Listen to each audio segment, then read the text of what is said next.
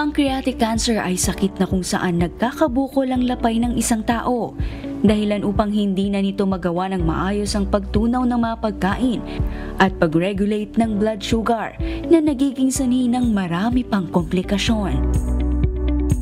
Well, usually, ang lapay kapag nagkakaroon ng bukol, ang most common na mga symptoms nito is mga sintomas ng bara.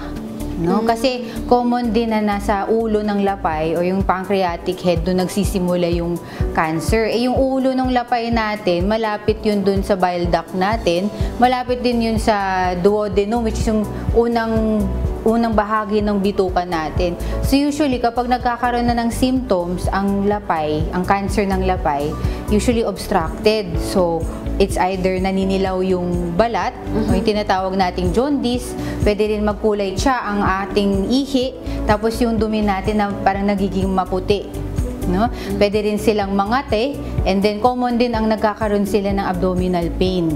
Ayon kay Dr. Angela Marichang, isang gastroenterologist sa Makati Medical Center, mayroong mga treatment option para dito. Ngunit may pagkakataon rin na mahirap ng lunasan ng pasyente kung sakaling malaki na ang bukol. Yun din yung reason kung bakit. Kasi by the time meron ka ng sintomas, dahil yun sa kumalat na siya. Or masyado na malaki yung bukol. By the time, less na yung limited na ang ating management or treatment para sa pasyente. Maaaring malagay sa alanganin ng buhay ng isang taong may bukol sa pancreas kung sa una pa lang ay hindi ito nabigyan ng kaukulang aksyon. Surgical usually ang pinakamagandang 100% na cure na kayang ibigay kapag may stage 1 na pancreatic CA. Pero if left unattended to, ang pancreatic na stage 1 could just give you a 5-year survival rate ng 37%. Okay? So kailangan talagang maging aktibo sa pag-manage ng pancreatic cancer, lalo na kung maaga po itong nakukuha. Upang maiwasan ito, paalala ni Dr. Chang na iwasan ang mga bagay na nagiging sanhi ng pagkakaroon ng ganitong uri ng sakit.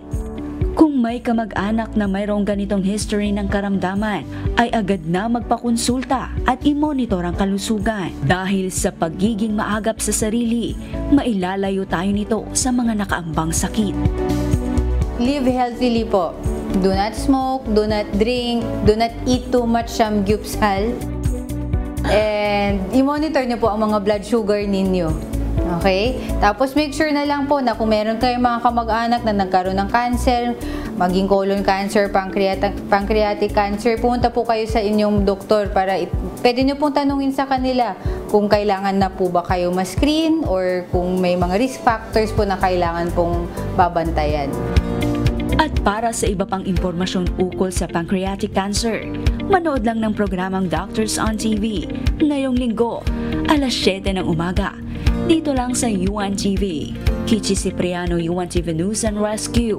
Diyos ang aming sandigan, serbisyo publiko ang aming pinahalagahan.